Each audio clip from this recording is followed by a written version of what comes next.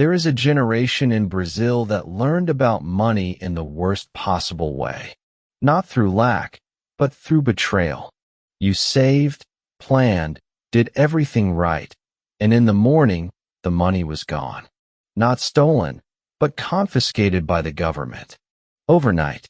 That generation is us, and it never related to money the same way again. Money was never just about buying. A child installed a belief that still operates today, even if you never named it. 1973, Brazil. Chronic inflation lasting 2 decades. Your father wakes up early, works all day, and by Monday, the salary he received on Friday is worth less. Not dramatically less, but enough to make every purchase urgent. The supermarket of your childhood had lines at the rice shelf after a price increase announcement. Your mother bought twice as much when the price was stable because it would change tomorrow. Long-term financial planning was nearly impossible in a country with an unpredictable monetary future. At home, money had a specific weight. It was a topic, or it was taboo, which is another way of being a topic. Families that talked about money transmitted anxiety. Those that didn't transmitted a silence the child learned to interpret. When the topic doesn't exist, it's too heavy to exist. It's not the time to ask for that. Things are tight. This phrase, or some version of it, entered your generation as a fact. Not necessarily as trauma, but as a fact. Money is tight, finite, can disappear. Those who ask at the wrong time get a no and carry the guilt for having asked. Your relationship with money was shaped before you knew what a bank account was. It was shaped by what you saw, heard, and felt about money in the house where you grew up. And it operates in you, even when you think you're being rational. The government just confiscated everyone's savings. That day was not just economic. It was psychological. It was generational. You need to understand what the Collor Plan did, not just economically, but psychologically, to understand why your generation has a different relationship with money. It was March 1990. Fernando Collor had just taken office. In an economic package announced at dawn, the government blocked 80% of all savings, checking accounts, and financial investments in Brazil. Overnight. Without warning. Without discussion. Without immediate recourse. Families that had saved for years to buy a house woke up without access to their money. Entrepreneurs lost their working capital. People about to retire lost their savings. It was the largest financial confiscation in the country's history. And you were there. At 16, maybe without your own money yet. But you saw your parents. You saw the neighbor. You saw what happens when you do everything right and the system changes the rules. Why save money? A plan comes and takes it all. This phrase, cynical, bitter, absolutely rational given the context, circulated in your generation as truth. It installed a structural distrust regarding saved money that will take decades to work through. Some never work through it. They prefer to spend today because tomorrow might be too late. The Collor Plan was not just an economic crisis. It was a forced lesson on the fragility of any financial planning in a country where the rules change without warning. This lesson was incorporated by your generation in a way no previous or subsequent generation experienced the same way. You no longer needed to depend on anyone. There was a dimension of dignity in your own money that other people's money, even your parents, could never give. You're 20 years old. The reel was launched in 1994, and for the first time in decades, planning is possible. Inflation fell. The horizon became more predictable, and you have the first real salary in your account, not just symbolic money from the first job. The first salary that pays bills, buys groceries, has leftovers.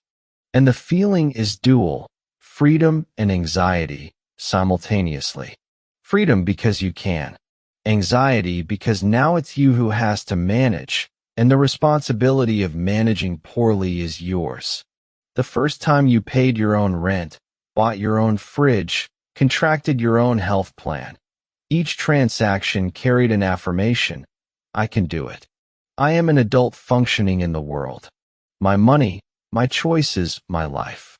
And along with this affirmation, the first time the money ran out before the month, the first bill left uncovered, the first I'll have to borrow. That came with shame, because borrowing at 20, when you've just declared independence, seems like a contradiction. No, I'm fine. I can make it to the end of the month. You said that. Everyone said it. Sometimes it was true. Sometimes it was pride masking tightness. But pride was part of the project, because saying you weren't financially well revealed that independence had limits. And independence needed to be total, or it wasn't worth it. At 20, the relationship with money was more about identity than strategy. Having was proving you could have. Spending was affirming your existence in the adult world. And saving, when possible, was the first and most difficult form of betting on the future. You had arrived and remembered you had arrived, because everything had gone right. And everything could stop going right. 40 years old.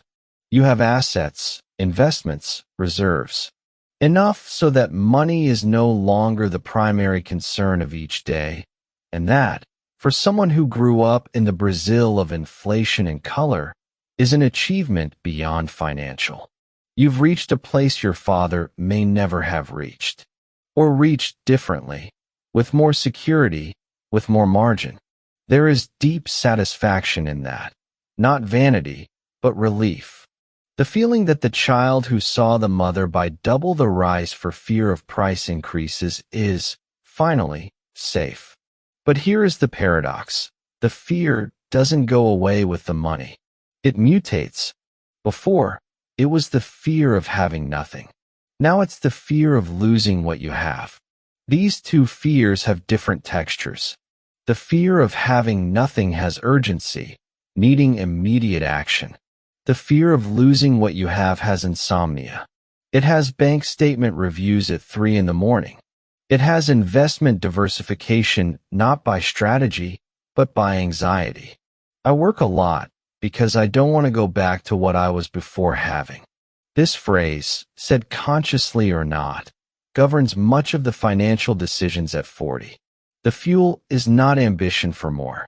It's the terror of less, of going back, of undoing what was built. Money at 40 has two addresses. The visible address, the assets, the investment, the standard of living, that says arrive. And the internal address, the fear that Collor installed and that life confirmed in smaller versions, that says don't trust. Collor, with the real, with Brazil's cycles of growth and crisis, this generation carries specific financial wisdom that no personal finance book teaches. Because no book was written for those who lived this. Money was never just about buying. In childhood, it was about what was missing and what was left, and what each of these states says about the family you are. In Collor's adolescence, it was about institutional betrayal. At 20, it was about adult identity. At 30, about proof of arrival. At 40, about power and its inverse, fear. And at 50, a transition begins that few make, and that is the most important. The relationship with money begins to be about legacy, not accumulation. About what you will transfer, not in currency, but in wisdom. What you learned about money that is worth more than any balance. The money you save is the money that allows you to say no. No to the wrong job. No to the wrong partnership. No to the life you no longer want to live. Financial reserve is not about buying more. It's about having the freedom to refuse. This lesson, which seems simple and is extraordinarily difficult to live, is the most valuable gift your generation can give to itself and to those who come after. You grew up in a Brazil that taught that money betrays. And you learned, at your own expense, that the answer is not to save. It's to save in ways that the system doesn't easily reach. In knowledge, in relationships, in the ability to create, in health, in free time that no economic crisis can confiscate. The symbol changes. The need is the same, until one day it ceases to exist. Where do you still carry the fear of the Collor Plan, even if you've never thought of it that way? What financial decision of yours today is governed by the terror of going back to having nothing? Next week, failure, the hardest episode, and the most liberating. The pattern this episode describes operates before any conscious decision. It's what happens in the interval between stimulus and response. The interval, so short most people never realize it exists. Creating awareness of this interval is the work of this series. Not to change everything at once, but to create the minimum distance for choice to exist where there was only automatism before.